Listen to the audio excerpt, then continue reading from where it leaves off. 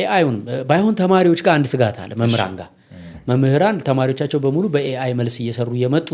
መማር አቁመዋል ማወቅ አቁመዋል ማንበብ አቁመዋል የሚል ነገር አለ እዚህ ጋር በጣም ተማሪዎችም ልብ ሊሉ የሚገባው በጣም ሊደነግጡና ሲሪየስ ሊሆኑ የሚገባው ነገር ምንድነው ለተማሪዎች ሲሆን ደግሞ ቨርዥኑ ይለያል ለምሳሌ ዝም ብለ በኤአይ አሳይመንት እየሰራ እየተፈተኝ ከሄድክ መጨረሻ ላይ ስራ ልትቀጠር ስትል ኤአይዋ አይቀጠርም አንተ ነህ ኢንተርቪው የምትደረገው አንተ ነህ የምትፈተነው አንተ ነህ የምትቀጠረው ኤአይ መጠቀም ነው እንጂ መቻል ያለብህ የኤአይ መጠቀሚያ መሆን የለብህ ገብቷል አሁን ለምሳሌ ኤአዩ ለማጥናት አንድ ጎበዝ ሰው በጣም ጎበዝ የሆነ ልጅ ቻፕተር 1ን በጣም ሰመራይዝ አድርገህ ኖት አውጣልኝ ኤአዩን ብሎ ያንን ማጥናት አለበት እሱ አይደለም እንዴ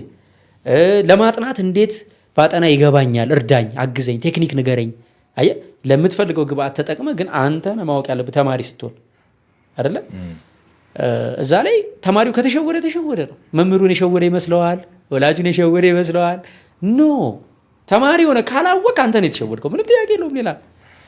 ቅድም እንዳልነው ኤአይ ስራ አይቀጠርልህም አንተ ነህ የምትቀጠረው